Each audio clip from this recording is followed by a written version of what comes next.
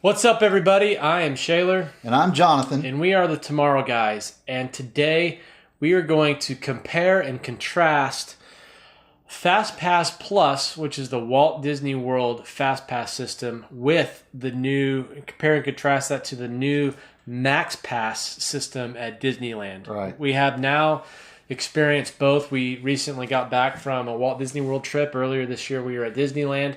And so we're just just 2 months apart. So yeah, just 2 months apart. So we want to talk about that. Let's start with MaxPass Plus. No, FastPass Plus. FastPass. Yeah, so we're going to get confused already. Let's describe FastPass Plus for you guys that don't know. Well, first of all, I guess we have to tell people what FastPass is if you've never been to a Disney park. FastPass was a system they put in place that allowed you to basically reserve a time in line. Right. And it used to go around, you would take your park ticket, you put in a little machine, and it would give you a little ticket and said, come back to this ride between, say, 10 a.m. and 11 p.m. Right. So you had that window of opportunity. And if you came during that time, you would basically pass the huge standby line and get on the ride. You might still wait a few minutes. Right, but you get on in 5 to 10 minutes usually. Yeah. So it was a lot quicker than standing in, say, a 30 or 40 or maybe 2-hour line on some cases. Sure. And then was it 3 or 4 years ago, maybe 5 years ago? Well, it was when they brought out the magic bands. When they started all that stuff, they introduced started this. out. They created this system called FastPass Plus, and it's all tied to your magic band. Magic band is your key to the world. If you stay on property, it's your key to your room. So this allowed them to do something that. For all you OCD people out there who love to travel plan, it allowed you to make up to 3 fast passes a day ahead of your trip. And if you stayed on property, that's 60 days ahead of your trip. So if you weren't staying on property, you could make those reservations 30 days out. Right. If you're an annual pass holder, you can make those reservations 30 days out. If you were staying on property, you could make them 60 days out. Right. And say you had a 5-day trip, the 60 days starts on the first day of your trip, and then you can make it for the rest of your days. So you then could make all your fast passes for all 5 days of your trip at once, and that's a good thing in that you know that you're guaranteed certain rides before you even get there. So and so that's a really good thing. Then after you use your 3 fast passes in that day, then you can make another fast pass. And then when you use that, you can make another fast pass. And if you use that, you can make another fast pass. So, that's the idea behind FastPass Plus. Because, Disney World is more of a vacation destination, where you're going for like a week. Sure. Where Disneyland is definitely locals park. And people who go to Disneyland usually only stay 2 to 4 days. Maybe 5 at the most. But usually 2 to 4 days. So FastPass Plus made sense for Walt Disney World, and that's their system. Now let's talk about, I'll let you describe MaxPass, which is the new system that they just introduced this year. One more thing we need to add to FastPass Plus is they would tier the rides. I didn't want to get into that detail, but yeah, they do tier the rides. Okay. They especially in like Epcot and so you could only make a reservation for, they would have maybe 3 tier 1 rides, and you could only pick one of those. Right. And then everything else had to come out tier 2 rides. Right. Yeah. And so we'll get into the negatives, but I want to let's describe the systems first. So MaxPass is the system that is new at Disneyland. So they just introduced it this year. So all this time that Disney World was doing FastPass Plus, Disneyland still did the old version where you take your ticket, you walk over to a kiosk somewhere close to the line queue, you stick it in, and it comes back with the reservation time. Right. They introduced MaxPass Plus, MaxPass. Man, these names are confusing. Yeah, it's just MaxPass. They introduced the Disneyland version. Right. And what you do is you open up the Disneyland app on your phone. And you do, now I will tell you, you do have to pay for this service, unlike FastPass Plus is included in your ticket. Yes. But MaxPass, you have to pay extra. For MaxPass, it's $10 a day. And you can still not pay for it and go use the kiosk to come Let's back clarify, and get it's $10 a day per person. Per So if person. you have a family of 4, that's $40. Right. Okay. All right. But once you do that, you can open up the app, and if you're in Disneyland and you want to make a reservation for Space Mountain, you would open up the Disneyland app, you would click MaxPass, you click on Disneyland Park, and you could click Space Mountain, and it would then give you a reservation time then and there. The earliest time. The earliest time. You can't pick your time. It's Right. the earliest It would time. give you the earliest time. Which is exactly like the old FastPass system. Right. Now, here's the advantage of that is that becomes available to you. You don't have to walk over to Space Mountain to do that. You can walk in the gate and you can stand there on Main Street and you can make your FastPass reservation. Right. And now, here's the other advantage to that is you can make a FastPass reservation while you're in the Magic Kingdom for a ride at California Adventure Park, right. or vice versa. You just have to be in one of the parks. You just have to be in one of the parks. Right. So instead of zigzagging across the parks, saying, "Hey, I'm going to go get this Fast Pass reservation. You guys go get in line. Give me your tickets." Right. You can just stay together, and you can be in line for one ride while you're making your Fast Pass reservation for the other. Right. And it's that's generally it. And so then when you're in your window of opportunity for your first Fast Pass, then you're eligible to get another one. Right. So say your first Fast Pass is between 10 and 11. At 10:01, because you're in that window of opportunity, you get another Fast Pass for something else. Right. And you get the earliest time available. Right. So maybe you go from Space Mountain, you go, I want a Fast Pass for Star Tours, and it says, hey, you know what? Or if you use it, right, it may say, okay, you're good from 11 to 11:30. But if you use that, this is the thing we found out when we were using it. Remember, if we use that first Fast Pass and we were done by 10:10, we used it, we could book another one. We could get a Fast Pass at 10:30. Right. Yeah, 20 minutes later, not an hour later. Right. Because we'd used it. Right. So we learned some tricks while we were doing this, and between you and me, I think we quickly figured the system out. And so that brings us to our discussion, I think. Right. And so the question is, and we've had this discussion for 2 months. And I said, when we were in Disney World, I said, we need to do a show on this. The plus and minuses of each system. And I think right off the bat, if I had to say my favorite system is MaxPass. And so let's talk about why that is. Let me tell you my 2 cents. FastPass Plus on the surface seems like a great deal.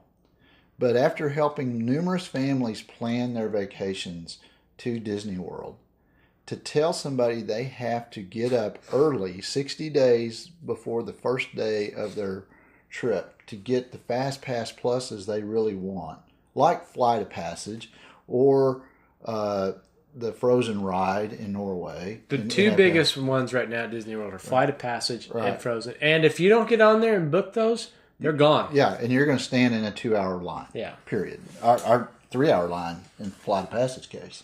So we're 180 minutes. That's 3 hours. Yeah. And it's like, and it got up to 190 minutes. I've seen it. I didn't see it personally when we were there, but I've seen it online that it's gotten over 200 minutes wait. So that's a stress factor when you're planning a vacation, especially for people who have never gone before. Right. That's a stress factor. Number 2 is, as much as I've gone and I've used FastPass Pluses, the most FastPass Pluses I've ever gotten in one day has been 5. Now, I know people say they get 6 and 7, but that just seems like, you're stressed out and you only get 5 Fast Passes or 6 Fast Passes for the day. In contrast, when we were in Disneyland, our best day, we got 12. Got 12 Fast Passes. On our worst day, we got 9. And the crowd levels, when we were there and we got 12, were at an 8 or 9. Yeah, out of 10. It 10. was at the very top. It was, It was packed. Yeah, it was extremely packed. So, and we were at times we had a party of 5. Right, and so, the negative to me of MaxPass is that you have to pay for it. It's not included in the ticket, and to me, it should be included in the ticket because it's really not costing Disney anything. really. I mean, they had to develop the software, but come on. Yeah. You know, they had developed the software for FastPass Plus. Right. But that's all worked into your ticket. The positive of FastPass Plus is if you're really a planner and you just want to have your day figured, you don't want to know 60 days ahead of time where you're going to go eat and where you're going to go, where you're going to be at 9:05 on Tuesday morning in the Magic Kingdom that you're going to be riding this ride, then FastPass Plus is great for you. But I talk to too many people. I don't think people really like it that much. Right. I think it puts stress on them. But I've talked enough. What do you think? I agree. I think I don't want to be planning my Disney World rides 60 days ahead of time. I want to get up. There's something special about allowing it to be a little off the cuff. I mean, it's nice to walk into a park and say, hey, what do you want to go do? And not have the whole thing mapped out for you. It's nice to be able to be in one park and say, hey, you know what? Let's hop on the monorail and go over to Epcot. And that's easy to do when it's just two people. Let's be honest. I mean, and I'm a planner, and I do make schedules. Mm-hmm. I mean, I did this last trip just for your wife's sake, just to have something fun for her to look at. But you've got to have some spontaneity on your trips. But I always tell people that is just a guide. That's not, you don't have to follow it step by step. Let's just say we want to hit these high points, and you've got to go with the flow. Yeah. You've got to go with the flow. So I also think with MaxPass, you can sit there and you can say, oh my goodness, $10 a day. I've got a family of 4. I've got a family of 5. If you go on a 2 or 3 day or 4 day trip, you don't have to do it every day. You can pick just one day and you can say, hey, today, our second day or our third day, that's going to be our aggressive day. And you can get it that day, and you can maybe go at a lighter pace on the other days. Right. So you're not married. If you have a 4 day ticket, you're not married to doing it all 4 days. You can pick just one day to do it. And that is one of the advantages of FastPass. Of MaxPass. Of MaxPass. I when I line it all up and I check the boxes beside it, MaxPass far outweighs FastPass Plus. The only FastPass Plus is that if you want to know 60 days ahead of time. Other than that, I've gotten more FastPasses with MaxPass, more than double, and it's the spontaneity was back. That's the one thing I really enjoyed with you and me when we did it. We were like, hey man, there's a FastPass for Pirates right now. Well, they didn't have Pirates. For Indiana Jones. For Indiana Jones. And it's like, you know what? We're right here. We were in New Orleans Square, and it's like, well, that's just a hop. And then we could take it, we could ride it, and get another one in 20 minutes. Literally, we did one that was like, it was just 5 minutes away, and it was, that's how long it takes us to walk there. Yeah. And we walked there, and we're right on, and it was like, that was great. So my thing is, I'm hoping that Disney is watching this. I'm hoping people like us will really enjoy MaxPass, that they'll make it free for the people in Disneyland, and that they'll bring that technology to Walt Disney World, because I think it would make people's vacation not as stressful. I think that's my personal opinion. Well, and from what I've heard, the Disneylanders, the West Coast people, were nervous for a little while that they were going to bring FastPass Plus out to the West Coast. Because, at Disneyland, you haven't made, if you live on the West Coast, you live in Southern California, you're not sitting there. You might be at work on Friday and look at your buddy and say, hey, it's 5 o'clock. What are you doing tonight? Nothing. Well, let's go out to Disneyland. You haven't made your reservations ahead of time. Right. And so there was some apprehension for a little while, and all the Disneyland snobs that we love were like, don't you dare bring that out here. Right. Let us keep our FastPass system the way it is. And you know what? They were right. But to Disney's credit, they responded. They listened and they responded and said, okay, we're going to let you keep your system, and then we're going to make it a little bit better. Now we're going to dig into your pockets to do it, but we're going to make it a little bit better. And they couldn't do that. I will say that I think we saw the effects of FastPass Plus this last week when we were there, because there were things that had lines like the People Mover that I've never seen lines before. Now, I think that's because people couldn't get on the rides they want to get on, so they went to the People Mover to get on, because that doesn't require a FastPass. There's just, I just think it's crazy. Pirates. Why do you need FastPass for Pirates? in either part. It's a high capacity ride. And so they've created a long line, or just because of the FastPass Plus system. Right. I mean, used to you could walk on the Pirates anytime and not wait longer Well, than 30 and they minutes. don't, and at Disneyland they don't have a fast pass for Pirates, Right. and that's why you never see it over half an hour. Point. That's my point. Is they don't need it at Disney World either. It's the Right. same ride except one's shorter. I mean, but it's the same capacity, and it's like it's ridiculous. So I'm for, hey, Disney, if you're listening, consider bringing MaxPass to Disney World and make everybody's life better. Make people who are coming there not so stressed out. That, especially the people I've talked to that are within their 60-day window and they're leaving in 3 weeks and they didn't know about FastPass Plus. I said, it's just crazy. I mean, you already have to do 180-day on your dining reservations, which I think is crazy. But, it's, I don't know if I'm going to want, French food on Thursday night, or if I want, but I've got to decide. And we did that. So, but anyway. We like MaxPass better. We like MaxPass much better. And are glad to pay, and think that $10 per day is well worth it. Yeah, you know what? I think it's almost like having your own. It's not like having a tour guide, but you're getting kind of the benefit of the tour guide in that you don't have to run $10 a day, $300 an hour. Right, but you don't have to have a tour. Tour guides will run across the park and get FastPass passes for you, right? Yeah. At Disneyland, you don't need that anymore. If you pay $10, you can do it yourself and not have to run across. So that's the really good thing. I think the tip for today is really, if you're in Disneyland, pay the $10. Yeah. If you can afford it, if you can go ahead and budget an extra $10 per family member or whoever's traveling with you. Just set down that second churro Yeah. and get the MaxPass. Yeah, I wouldn't do it on your arrival day. If you want to go to the park your first day, I wouldn't do it that first day because, you're kind of not going to get the full effect of it.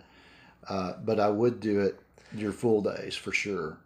And because, you want to start it off in the morning and go. Although I've made it to rope drop on a travel day, on my arrival day. Crazy. He's crazy.